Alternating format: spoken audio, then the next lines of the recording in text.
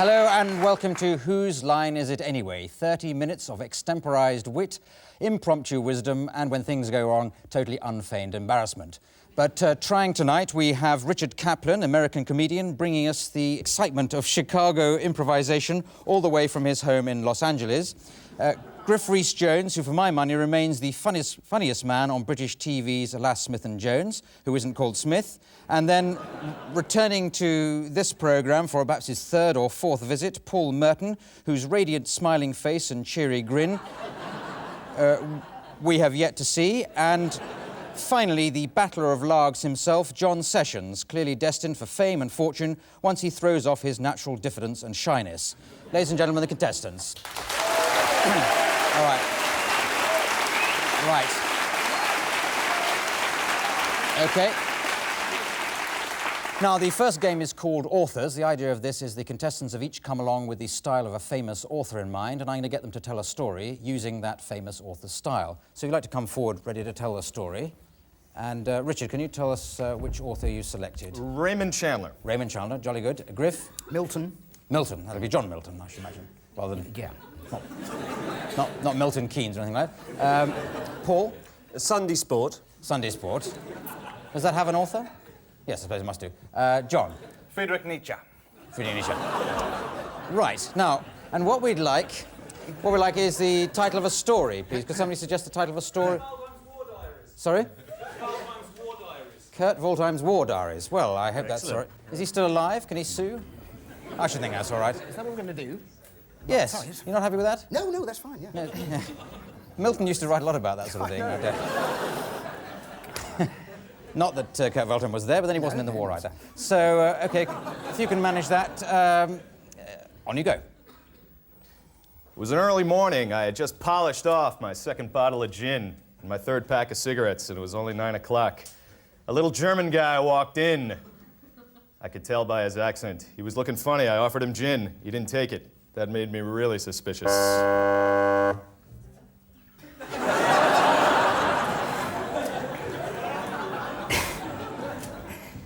Thus spake the Yank. As when a mighty whistling roar across the high mountains far from the coast of Scylla and Charybdis, and like a mighty whinging adamantine rock, the figure of the little Crouch on a simple stool. Kurt Waldheim, is he really Elvis Presley?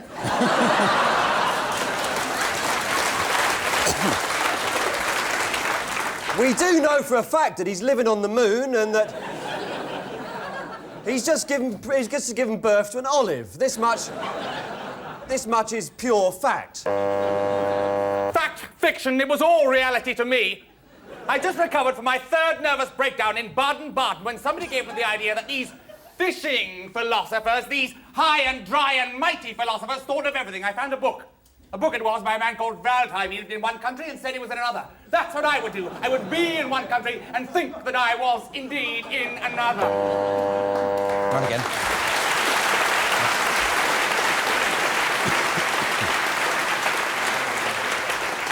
What else could I do? The German was desperate. He stood in my office, refusing my gin and cigarettes. I took him on the road. Out. A road so long that length, if it were as short as time itself, long would it not be that it was so long.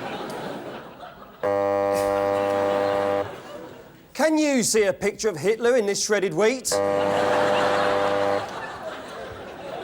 The true Godhead was not, as I thought, in infinity, but infinity, in a book, filled, firm, and solid. There it was, indeed. In my mind it was, beating and throbbing there to the high Zarathustra, lower down to the earth. Ecce homo, there the book. Ecce homo, there Valheim.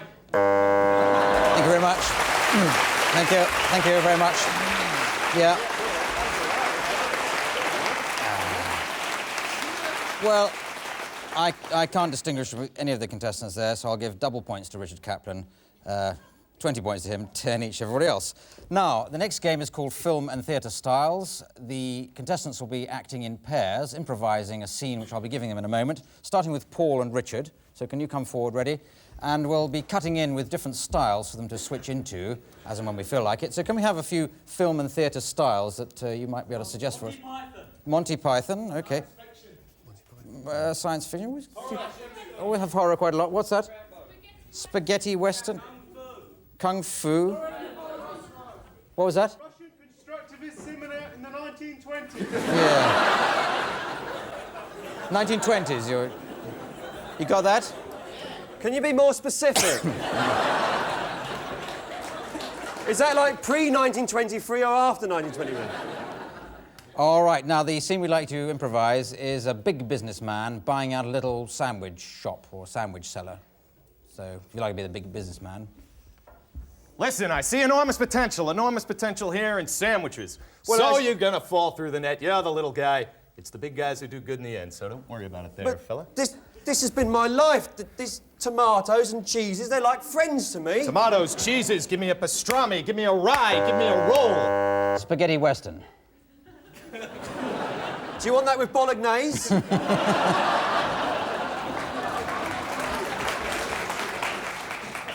Brown or white? If you cut my sandwich, I'll have to cut you. I've got a fistful of ham here. I'll pay, I've got a fistful of dollars. Monty Python. No! The ham! Yes, this is an ex-ham sandwich. I took this ham sandwich away from this shop a little less than an hour ago. No! Yes! Say it isn't so! I won't. This is an ex-ham sandwich. Horror. My God, the ham! It's curling up your arm! Oh, God! Jesus! Get it off! Get it off! Kill it! Kill it! Oh! Oh! Okay. All right.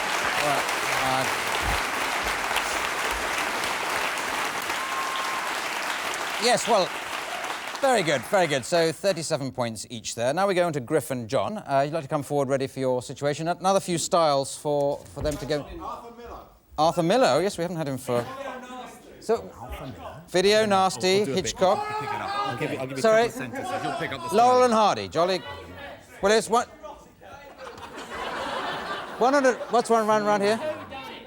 A whodunit and Swedish erotica, which you could combine, couldn't you? I mean, who'd done it to everybody?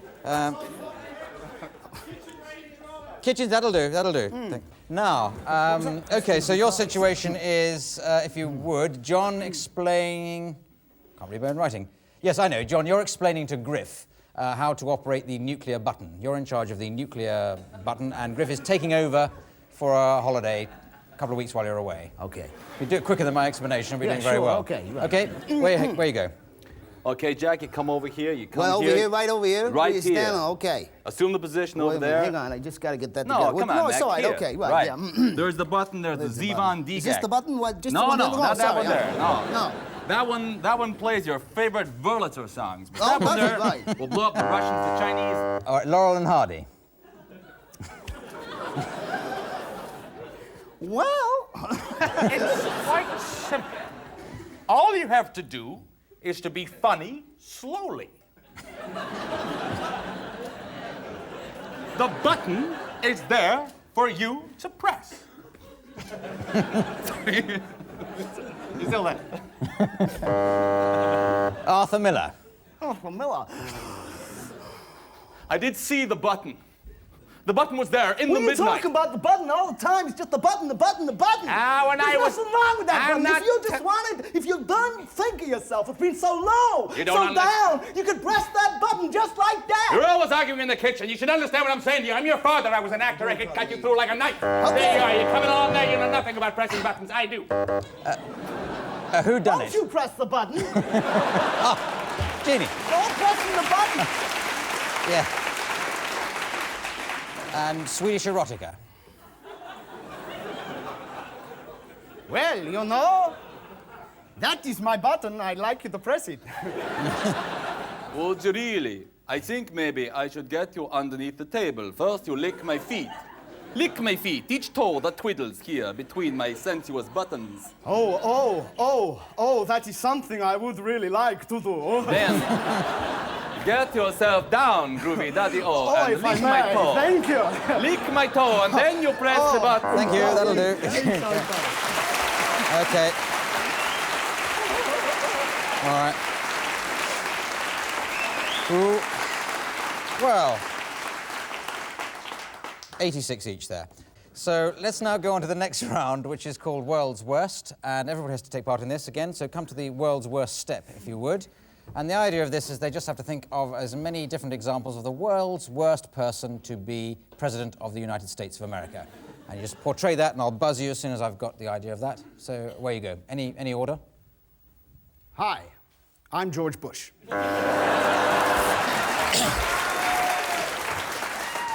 Hi, I'm Michael Dukakis. I, Lee Harvey Oswald. And wait a minute. Don't be put off by the funny blemish on my head. Hi, I'm Mike Smith. I'm running for president. Hi, I'm Earl Jones of Earl Jones Ford. I've sold more Fords than anybody in Texas. I can correct our trade imbalances like that. President Bernard Manning here. Oh. There's more? They were so good the way it was, Paul. Hello, so here he is, and he's got sooty dirt in the body. No. Bye-bye, everybody. Bye-bye. Yo, I think I was so successful with the Rambo films. I deserve a chance to lead the country because I look good with muscle oil on. Is that it? That's it for me. I'm a bad actor, too. Hello, I'm Griff. So at least if you get assassinated, you've got two. Okay.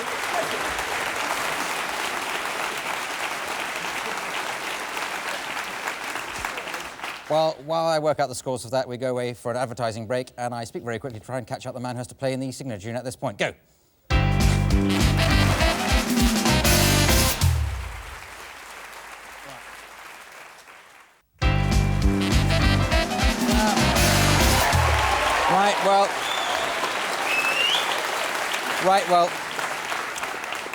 Well, 10 points each for each of those adverts. Now, the next game is called Props, and they divide into pairs again for this game, and I'm going to give this prop to, first of all, John and Griff.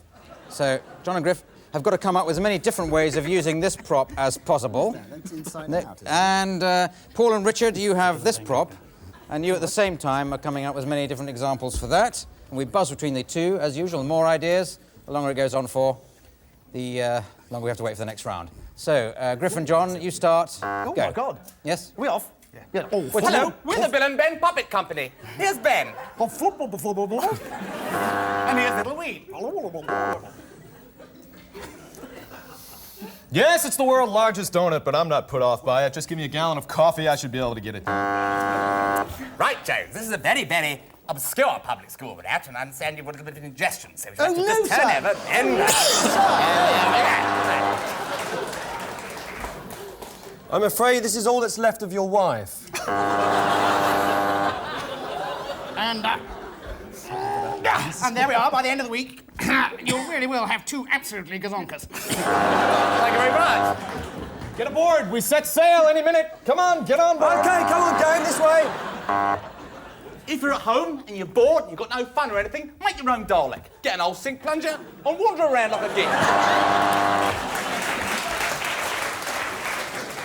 Do you get bored at Christmas? Why not buy a foam rubber bum?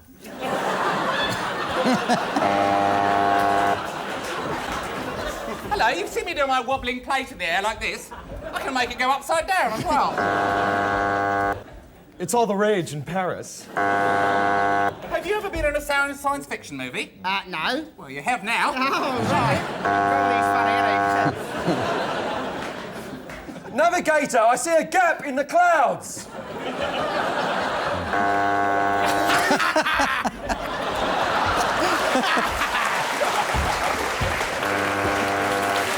Thank you.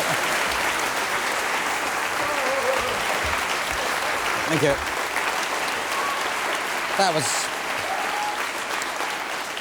Well, that was indescribably good, so 5 points each. Now, the next game is called Remote Control. The idea of this is each of the contestants is playing the part of a different television programme, which is on at the same time, and I flick from channel to channel with my remote controller. So if you'd like to come forward ready to play your different stations.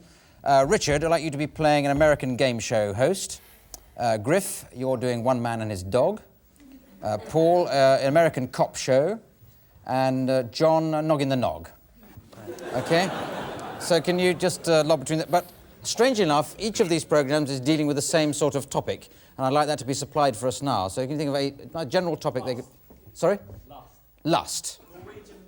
No, hang on. Don't go mad. Something a little more specific than lust, and not as specific as Norwegian lumberjacks. Sorry? Terry and Jude. Is that a subject? A proper subject for... Video? No, that's too tight to television. Just a topic, some sort of topic. Traffic. Was that traffic? Traffic, that sounds very good. I'm glad you came. OK, Joanne, I'll lob around just randomly. I'll start with you, Paul, please. It was just another day in an ordinary life down at the police station. It was about 2:30 in the afternoon when I realized that it was 2:30 in the afternoon. The traffic outside was getting louder and louder. It seemed that the guys out there were driving with microphones in their exhaust pipes. John. And Noggin and von Ogson found the contraflow. They sat there for an hour. And had their tea and thought and chatted and looked. And Graculus, the green bird, was caught way, way up high up in the Yorkshire moors, maybe on the M6. And down they came again, happy and sad and happy. There the sea, blue beside them. The Belisha beacon. Richard. Hi, welcome to Crash, the show where we reward the person who has the most horrific automobile accident. Last week, John Smith from New York City advanced to the next round when he severed his legs running his Ford off a bridge.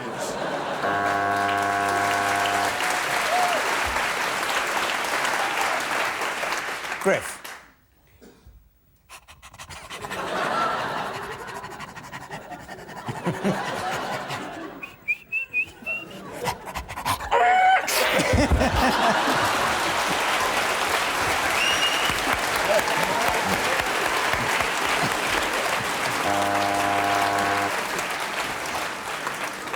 John. And Nuka and Noggin sat in the traffic for hours. You're always sitting in the bleeding traffic, aren't you, Noggin? Said Nuka. Yes, we are. And then they went round the roundabout, up to the cold north by the Belisha beacons. Further away they went. Griff. Come on, what? How are we?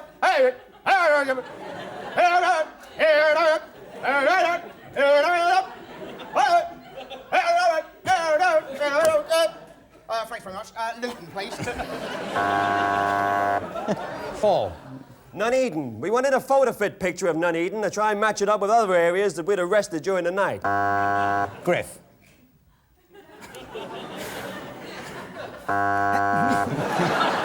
Richard. No, I'm sorry, Mary Smith. You'll be penalized for wearing a safety belt and not being thoroughly intoxicated while you ran our course. But no matter, we have some parting gifts, a case of Valvoline motor oil and a lifetime subscription to Crash Magazine. All right, thank you very much. Thank you. OK. Right. Oh, dear. I think 49 points to everybody on that particular round. Now, Party Quirks matches Paul Merton against the rest. We also play this game with Paul when he's on. Paul's going to be playing the host of a party, and the others will be playing guests arriving at that party, but each of them has been allocated a strange physical or mental quirk, which they can see by looking in the envelopes which are in front of them. Careful not to show it to Paul. And the idea of the game is that Paul improvises the party, and they improvise their quirks, and he has to guess them. OK, so Paul, you want to come down and improvise away? The others will come in from round that side there, please. And I'll ring a doorbell noise to signal you coming in. OK, so we're starting with Richard, then Griff, then John. We started, is that your party improvisation already? Ooh. Looks very impressive.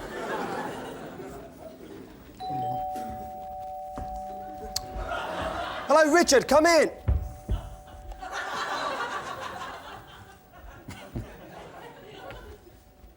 Listening device. Yes, it's my telephone. I think there was... That's a looking device over there. That's my television set. Don't trust him. No, Don't trust him at all. Well, can I give you something? Would you like some wine or some beer, perhaps? Yeah. Help yourself. I'll help myself. Hello. Hi. Hello, how are you? I'm fine, thanks. Good. How are you? Oh, dear. Oh, dear. Oh, dear. Oh, bad boy. He's a naughty boy today, you know. I said you're a naughty boy, aren't you? I'm a naughty boy. You're a naughty boy, aren't you? You're a naughty boy. I'm a naughty boy. I'm a naughty boy. He's a naughty boy. What a naughty boy he is. He's a naughty boy. Hello, come in. Hello? Hello. Oh, hello, that's right. Greet one.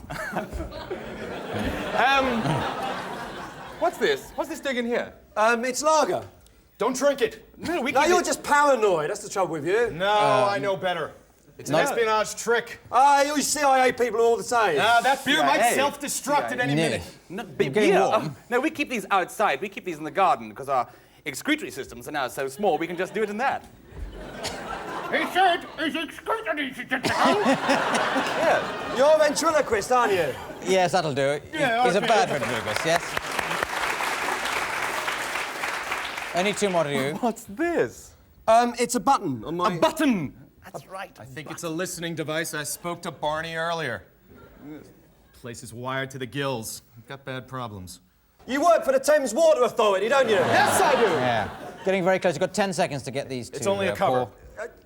Yeah, you're an espionage man. Yes, I am. You're a kind of secret agent, aren't you? Yes, and I'm a good friend of Peter Graves, and he told me to watch out for this. Yes, for Mission Impossible. Yeah. Do you mean to say that you don't break these down now and use them as contraceptives? No, not the twiglets, no, we just... That's the end there, Paul. I'm sorry I didn't get there. Any last guess for what John is? No, I don't know. The future? The future? Yes, that's the thing I was leading you away from. Oh, I see. Thank you very much, Paul. I'm just being thick, aren't I? I don't know, we keep...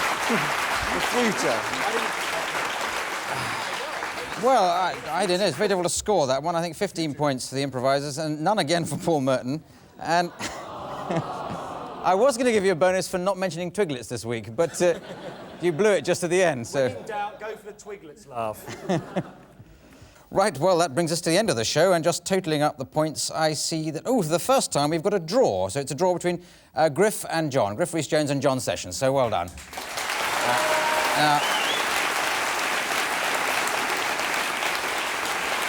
And the prize for winning on this programme is to get to read the credits out in the style of my choosing, and I'd like John to do it in the style of Griff RhysJones, and Griff RhysJones to do it as himself. So it just remains for me to thank Richard Kaplan, Griff RhysJones, Paul Merton and John Sessions. Thank you, the studio audience. As me, Clive Anderson, saying good night. Good night.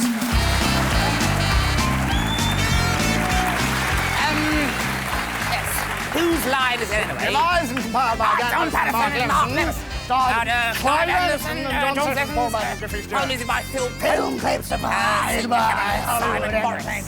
This is Rolf Story. Videotape, floor manager Janet Stewart. Very good, Janet. Stage manager Hilary Groves. Costume designer, makeup designer, production by the Wonder Villain. Production new Alan Buckley. Yes, research James Digger.